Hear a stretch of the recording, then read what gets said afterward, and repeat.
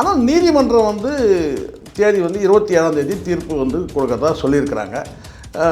இரண்டு தரப்பு அந்த வாதங்கள்லாம் முடிஞ்சு இன்றைக்கி வந்து 27ஆம் தேதி தீர்ப்பு. இன்னும் இவங்க தாமதம் பண்ணி இவங்க இல்லை எங்களுக்கு இது முடியாது அது முடியாதுன்னு சொல்லிட்டு இவங்க கேட்டால் இந்த ஹைகோர்ட் தீர்ப்பையும் கடந்து இவங்க சுப்ரீம் கோர்ட் போனாங்கன்னா இன்னும் காலதாமதம் ஆகும். இது அடுத்த மாதம் பிப்ரவரி தாண்டி போயிடும். அதுக்கப்புறம் பிப்ரவரி 14 காதலர் தினத்தன்னைக்கு தான் வரணும். அதுக்குள்ளே கோட் ஆஃப் கான்டக்ட் அது இது எலெக்ஷன் அந்த ஒரு இதெல்லாம் இருக்கு இல்லையா, அனௌன்ஸ்மெண்ட்லாம் இருக்குது இல்லையா, தேர்தலாம். அப்போ அதனால் வந்து இந்த படத்துக்கு ஏதாவது சேதாரமாக, படத்தில் சில காட்சிகள் ஏதாவது வருதா, கோடிகிரி ஏதாவது ஒன்றுனா அதுக்கு ஒரு துண்டு போடணும், அதுக்கு ஒரு கத்திரி போடணும். ஆனால் படம் வந்து பெரும்பாலும் வந்து விஜய் தரப்பில் படக்குழு தரப்பில் வந்து ஒத்துக்கிட்டு சென்சார் போர்டுக்கிட்ட வந்து பெண்ட் பண்ணி போனால் தான் வந்து படம் ரிலீஸ் ஆகும்.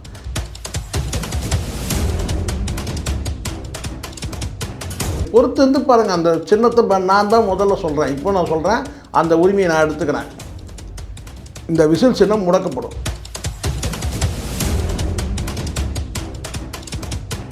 படத்தை வச்சு தான் விஜயோட அரசியல்னு சொல்லி ஒரு பேசுகிறானுங்க சார், அந்த தற்கொலை பசங்களே பேசுகிறானுங்க. படத்துக்கு இதுக்கும் சம்மந்தமே இல்லை. படம் ஃபெயிலியர்னா வந்து விஜய் அரசியல் வந்து அவ்வளோதானா?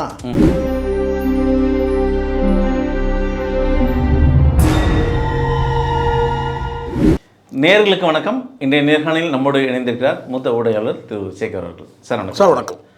ஜனநாயகன் ரிலீஸ் ஒரு முடிவுக்கு வந்திருக்குன்னு எடுத்துக்கலாமா? இன்றைக்கி ஹைகோர்ட்டில் ஒரு தீர்ப்பு வருகின்ற முடிவு தான்.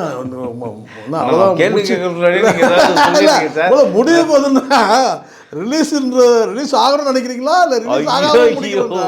இல்லை, ரிலீஸ் ஆகாமல் முடியும். ஏற்கனவே எல்லாரும் அதுதான் சொல்லிருக்கலாம். அவ்வளோதான் சொல்லிட்டு அவசரமாக சொல்லிருக்காருக்கா. நமக்கு நான் பொறுப்பு இல்லை. படம் ரிலீஸ் ஆகணும் சார், படம் ரிலீஸ் ஆகணும். ஏன்னா அதில் வந்து 24 கிராஃப்ட் வந்து முடிவுக்கு ரிலீஸ் டேட்டு முடிவுன்னும் போது ஆரம்பிக்கும் போதே வந்து ஜனநாயகர் படத்தை ஒரு முடிவுக்குன்றீங்கல்ல. முடிவுக்குனா என்ன முடிவு? நல்ல முடிவா அல்ல அது வந்து பார்த்தீங்கன்னா டிஸ்க்ளைமர் போட்டுருக்கேன் சார். சரி, ஓகே, சொல்லுங்கள். முழுக்க சரி, கேள்வி கேளுங்க. நீங்கள் ஆரம்பமே வந்து பார்த்தீங்கன்னா ரிலீஸ் ஆகும்னு சொல்லுங்கள். முடிவுக்கு வந்துருச்சு, ஜனநாயகன் வந்து ஒரு முடிவுக்கு வந்துருச்சுன்றீங்களா? ஜனநாயகன் வழக்கு நிலுவையில் இருந்தது இல்லையா ஹைகோர்ட்டில். அந்த வழக்கு விரைவில் தீர்ப்புன்னு ஒரு தேதி குறிச்சிட்டாங்க. சரி, அந்த தீர்ப்பு உங்களுக்கு தெரியும் எப்படி? 27. அப்போ 26 வந்து லீவ் நாள், ஒரு நாளில் வந்து 25 தீர்ப்பு வந்துருச்சுன்னா 26 வந்து ரிலீஸ் ஆகிறதுக்கான வாய்ப்பு இருக்குது. ஏன்னா தியேட்டர்லாம் ரெடியாக தான் இருக்கிறாங்க. வந்து அதுவும் தீர்ப்பு இன்னும் ரெடியாக தான் இருக்குது. ஆனால் நாங்கள் 27 தான் சொல்லுவோம். அது வந்து எனக்கு தெரியாது, நான் அதை சொல்ல முடியாது. ஆனால் நீதிமன்றம் வந்து தேதி வந்து 27ஆம் தேதி தீர்ப்பு வந்து கொடுக்கறதா சொல்லியிருக்கிறாங்க. இரண்டு தரப்பு அந்த வாதங்கள்லாம் முடிஞ்சு இன்றைக்கி வந்து 27ஆம் தேதி தீர்ப்பு. 27ஆம் தேதி தீர்ப்பு எப்படி வருதுன்னு பார்க்கணும். அந்த தீர்ப்பு வந்து இவங்களுக்கு யாருக்கு ஏற்புடையதாக இருக்குதோ அவங்க வந்து ஏற்றுப்பாங்க. யாருக்கு ஏற்புடையதாக இல்லைன்னா அவங்க அப்பீல் போவாங்க. எப்படியும் நெக்ஸ்ட்டு வந்து சுப்ரீம் கோர்ட் அதான் சார். இப்போ விசில் போட போகிறாங்களா விஜய் ரசிகர்கள்? இல்லை, எனக்கு தெரிஞ்சிருக்கும் வந்து தீர்ப்பு வந்து நான் ஒரு யூகமாக தான் நான் சொல்கிறேன். படத்தை ரிலீஸ் பண்ணுறதுக்கான வாய்ப்பு இருக்குது. நிறைய பேர் இல்லை, ஏன்னு சொன்னீங்கன்னா இப்போ இதை தாண்டி இப்போது இவங்க நெக்ஸ்ட்டு வந்து நிறைய குறையோ இல்லை இது என்ன கண்டிஷன்ஸ் போடுறாங்களோ அந்த கண்டிஷன் வந்து ஒத்துக்கிட்டு இவங்க ஹைகோர்ட் என்ன தீர்ப்பு கொடுதோ அந்த தீர்ப்பை ஏற்றுக்கிட்டு படத்தை வந்து ரிலீஸ் பண்ணக்கூடாதுன்னு சொல்ல போகிறதில்ல ஒருபோதும் தீர்ப்பில். நல்லா புரிஞ்சுங்க, படத்தை வந்து ரிலீஸ் பண்ணக்கூடாதுன்னு சொல்லப்படுறேன். சில நிபந்தனைகள் வந்து அவங்க எதெல்லாம் சென்சார் போர்டுக்கு ஆதரவாகவும் தீர்ப்பில் வந்து சில அம்சங்கள் வைப்பாங்க. அந்த சென்சார் போர்டு கொடுக்கக்கூடிய இருக்கிற அந்த அதிகாரத்துக்கு உட்பட்டு இவங்க வந்து படக்குழு தரப்பில் வந்து அக்செப்ட் பண்ணி படத்தை ரிலீஸ் பண்ணுறாங்க. இன்னும் இவங்க தாமதம் பண்ணி இவங்க இல்லை எங்களுக்கு இது முடியாது அது முடியாதுன்னு சொல்லிட்டு இவங்க கேட்டால் இந்த ஹைகோர்ட் தீர்ப்பையும் கடந்து இவங்க சுப்ரீம் கோர்ட்டுக்கு போனாங்கன்னா இன்னும் காலதாமதம் ஆகும். விஜய் ஆதரித்து சினிமா விமர்சகர்கள் இருக்காங்க இல்லையா, சில பேர் இருக்காங்க. அவங்க ஏற்கனவே சொன்னாங்க 28ஆம் தேதி படம் ரிலீஸ் ஆகிடும், ஜனவரி 28 சாலிடாக ஜனநாயகன் மக்கள் பார்வைக்கு வந்துடும் அப்படின்னு சொல்லியிருக்காங்க. இந்த தீர்ப்புக்கும் அந்த டேட்டுக்கும் ஒரு ஒத்துமை அப்படிலாம் இல்லை சார். இங்கே நல்லா புரிஞ்சுக்கணும். முதல்ல நீங்கள் 27ஆம் தேதி தீர்ப்பு வந்தால் கூட, நான் சொல்கிறேன், வந்தால் கூட அந்த தீர்ப்பு வந்து இவங்க படம் என்னன்னே தெரியாமல் ஒரு அதுதான் நான் சொல்கிறேன், ஒரு யூகமாக சொல்ல முடியாது. என்ன தீர்ப்புனே தெரியாமல் 22ஆம் தேதி ரிலீஸ் ஆகணும் எப்படி சொல்ல முடியும்? இவங்க நல்லா நினச்சது என்னென்னா 26 சொன்னாங்க. என்ன சொல்லணும்னா 24ஆம் தேதி 25ஆம் தேதி தீர்ப்பு வந்துச்சுன்னா 26ஆம் தேதி ரிலீஸ் பண்ணுறாங்கன்னு சொல்லிட்டு ஒரு நாள் லீவில் வந்து அதுக்கப்புறம் தொடர்ச்சியாக லீவ் வருது. இதெல்லாம் யூகத்தில் சொல்கிறது. இந்த வலைபேசியில் இந்த குரங்கு இருக்கானுங்கள்ல, இந்த 3 பேர் இருக்கிறானுங்கள, அவனுங்க எடுத்து விடுறது யூகமாக சொல்கிறது. நம்ம யூகமாக சொல்ல முடியாது சார், சரிங்களா? அப்படியே யூகமாக சொன்னால் கூட என்னென்னு கேட்டால் அதை நீங்கள் கேட்குறவங்க வந்து என்ன சொல்லலை, கேட்குறவங்க வந்து கேனையில் இருந்தால் கேப்பையில் நெய் வெடித்து சொல்லுவாங்களா, அப்படி தான் அவனுக்கு பேசிட்டு இருக்கிறானுங்க. ஓரளவுக்கு பொருள் புரிய முடியும். அதை ஏற்றுக்கிற மாதிரி இருக்கணும். அவர் யூகமாக சொன்னால் கூட இது அசம்ஷன் தான், இது இப்படி இருக்கலாம் அப்படின்னு சொல்ல தப்பு இல்லை. ஆனால் அது அசம்ஷனே இல்லாமல் இதுதான் அப்படின்னு சொல்லி பேசுவானுங்க. யாரும் இந்த 3 பேர் இதுதான் அடுத்தது நடக்க போகுது. ஏன்னா அவங்களுக்கு அன்றைக்கி டேட்டுக்கு வியூவர்ஸ் வரணும், அன்றைக்கி டேட்டுக்கு காசு வரணும், அப்படி போயிடணும் அவங்களுக்கு. நம்ம அப்படி பேச முடியாது. அசம்ஷன் தான். ஒரு வேளை இந்த கொடுக்கக்கூடிய தீர்ப்பை வந்து சென்சார் போர்டுக்கு ஆதரவாக சில அம்சங்கள் கண்டிப்பாக இருக்கும். அதுக்கு வந்து இவங்க உடன்பட்டாங்கன்னா அந்த கண்டிஷன்களை வந்து ஒத்துக்கிட்டு அந்த படத்தை வந்து ரிலீஸ் பண்ணலாம். அப்படி இல்லை மீண்டும் சேலஞ்ச் பண்ணிட்டு இவங்க சுப்ரீம் கோர்ட்டுக்கு போனாங்கன்னா இன்னும் காலதாமதம் ஆகும். இது அடுத்த மாதம் பிப்ரவரி தாண்டி போயிடும். அதுக்கப்புறம் பிப்ரவரி 14 காதலர் தினத்தன்னைக்கு தான் வரணும்.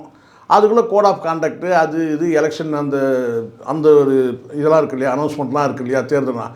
அப்போ அதனால் வந்து இந்த படத்துக்கு ஏதாவது சேதாரமாக, படத்தில் சில காட்சிகள் ஏதாவது வருதா, கொடி கிடி ஏதாவது ஒன்றுனா அதுக்கு ஒரு துண்டு போடணும், அதுக்கு ஒரு கத்திரி போடணும்.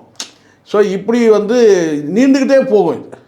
பட் எனக்கு தெரிஞ்சுன்னா அந்த 27ஆம் தேதி கொடுக்குற அந்த தீர்ப்பில் வந்து இவங்களுக்கும் வந்து பார்த்தீங்கன்னா வந்து சில வாய்ப்புகள் வழங்கப்படலாம். ஒரு வேளை விஜய் அந்த படக்குழு தரப்பில் அவங்களுக்கும் வந்து பார்த்திங்கன்னா சென்சார் போர்டு தரப்புலேயும் வந்து அப்படி தான் தீர்ப்புன்றது ஒரு நியாய தீர்ப்பாக வந்து 2 தரப்புலையும் வந்து ஏற்றுக்கிட்டு படத்தை வந்து ரிலீஸ் பண்ணலாம்.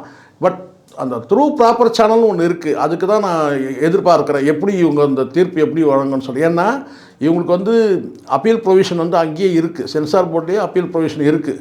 ஸோ வந்து ரிவைசிங் கமிட்டின்னு ஒன்றுக்கு அந்த அங்கே போகாமல் இவங்க வந்து நேரடியாக கோர்ட்டுக்கு போனதுனால ஒருவேளை வந்து தீர்ப்பு வந்து நீங்கள் ரிவைசிங் கமிட்டிக்கு போயிட்டு நீங்கள் வந்து வாங்கன்னு சொல்லலாம்.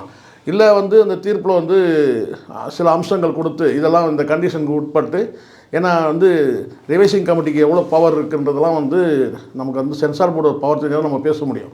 சட்டத்துக்கு உட்பட்டு நீதிமன்றம் என்ன அறிவுறுத்தல்கள் வந்து சென்சார் போர்டுக்கு வழங்குது, அதை தொடர்ந்து வந்து கேட்டால் சென்சார் போர்டு வந்து இதை அக்செப்ட் பண்ணிக்கிறாங்களா, இல்லை சென்சார் போர்டு அப்பீலுக்கு போகிறாங்கன்னா என்ன நடக்கும்.